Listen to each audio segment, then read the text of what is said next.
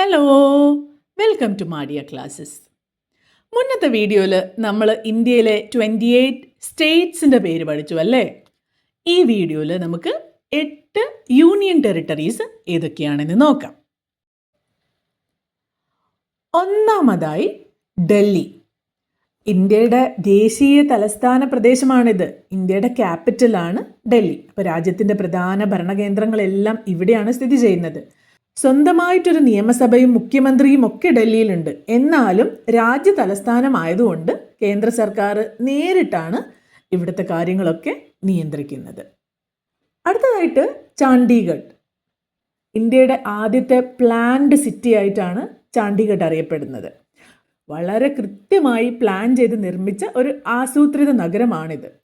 ചണ്ഡീഗഡിന് വേറൊരു പ്രത്യേകത കൂടിയുണ്ട്. ഇത് പഞ്ചാബ്, ഹരിയാന എന്നീ 2 സംസ്ഥാനങ്ങളുടെ കോമൺ ക്യാപിറ്റലായി പ്രവർത്തിക്കുന്ന സ്ഥലമാണ്. എന്നാൽ ഇത് ഏതെങ്കിലും ഒരു സംസ്ഥാനത്തിൻ്റെ സ്ഥലമല്ല. ഇതൊരു കേന്ദ്രഭരണ പ്രദേശമാണ്, ഒരു യൂണിയൻ ടെറിട്ടറിയാണ്. ഇനി അടുത്തത് ജമ്മു ആൻഡ് കാശ്മീർ. ഇന്ത്യയുടെ ഏറ്റവും ടോപ്പിൽ സ്ഥിതി ചെയ്യുന്ന പ്രദേശമാണിത്.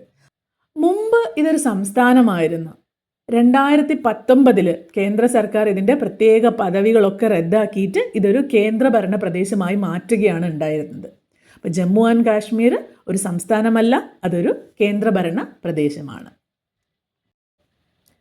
അടുത്തതാണ് ലഡാക്ക്. ജമ്മു ആൻഡ് കാശ്മീരിനോട് ചേർന്ന് കിടക്കുന്ന ഈ മുകളിലുള്ള കല്ലും മഞ്ഞും ഒക്കെ നിറഞ്ഞ തണുത്ത ഒരു മരുഭൂമിയാണ് ലഡാക്ക്. നമ്മുടെ രാജസ്ഥാൻ മരുഭൂമി പോലെയല്ല, ഇതൊരു തണുത്ത മരുഭൂമിയാണ്. ഇന്ത്യയുടെ ഏറ്റവും അതിർത്തി മേഖലയായതുകൊണ്ട് സുരക്ഷാ കാര്യങ്ങളൊക്കെ ഇവിടെ ഭയങ്കര സ്ട്രോങ് ആണ്. അപ്പോൾ ഇത് വളരെ പ്രധാനപ്പെട്ടൊരു സ്ഥലമാണ്.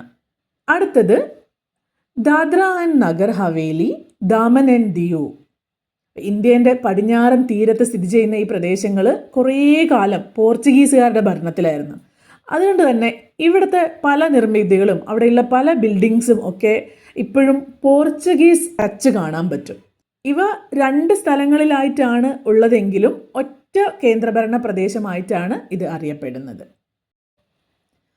അടുത്തത് ആൻഡമാൻ ആൻഡ് നിക്കോബാർ ദ്വീപുകൾ. നമ്മുടെ ബംഗാൾ ഉൾക്കടലിൽ സ്ഥിതി ചെയ്യുന്ന ദ്വീപുകളുടെ ഒരു കൂട്ടമാണ് ആൻഡമാൻ ആൻഡ് നിക്കോബാർ ദ്വീപുകൾ എന്ന് പറയുന്നത്. ഇന്ത്യയിലുള്ള ഏക സജീവ അഗ്നിപർവ്വതമായ ബാരൻ ദ്വീപും സ്വാതന്ത്ര്യ സമരകാലത്തുള്ള പ്രശസ്തമായ സെല്ലുലാർ ജയിലും ഒക്കെ ഇവിടെയാണ് സ്ഥിതി ചെയ്യുന്നത്. നിറയെ കാടുകളും കടലുകളും അപൂർവ ഗോത്രവർഗക്കാരും ഒക്കെയുള്ള ഒരു പ്രദേശമാണിത്. അടുത്തതായി ലക്ഷദ്വീപ്. നമ്മുടെ കേരളത്തിനോട് തൊട്ടടുത്ത് അറബിക്കടലിൽ സ്ഥിതി ചെയ്യുന്ന ഒരു വലിയ ദ്വീപ് സമൂഹമാണ് ഈ ലക്ഷദ്വീപ്. ഇവിടുത്തെ ജനങ്ങൾ നമ്മളെപ്പോലെ തന്നെ മലയാളമാണ് സംസാരിക്കുന്നത്. ലക്ഷദ്വീപ് ഒരു കേന്ദ്രഭരണ പ്രദേശമാണ്. ഇനി അവസാനമായിട്ട് പുതുച്ചേരി, നമ്മൾ പോണ്ടിച്ചേരി എന്നൊക്കെ പറയുന്ന സ്ഥലമാണ്. ഇവിടെയും പണ്ട് കാലത്ത് ഫ്രഞ്ചുകാർ ഭരിച്ചിരുന്നത് കൊണ്ട് ഈ സ്ഥലങ്ങളിലുള്ള പല കാര്യങ്ങളും കണ്ടു കഴിഞ്ഞാൽ ഇപ്പോഴും ഫ്രാൻസിലുള്ള സ്ഥലം പോലെയൊക്കെ നമുക്ക് തോന്നും. പല ഭാഗത്തായിട്ട് കിടക്കുന്ന 4 വ്യത്യസ്ത സ്ഥലങ്ങൾ ചേർന്നതാണ് ഈ പുതുച്ചേരി.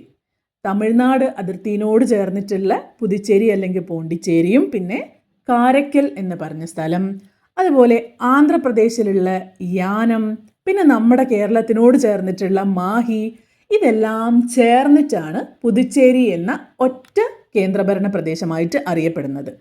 അപ്പോൾ ഭൂമിശാസ്ത്രമായിട്ട് ഇത്രയേറെ അകലെയാണെങ്കിലും കേന്ദ്ര സർക്കാരിൻ്റെ കീഴിൽ ഒറ്റ സ്ഥലമായിട്ടാണ് ഈ 4 പ്രദേശങ്ങളും കഴിയുന്നത്.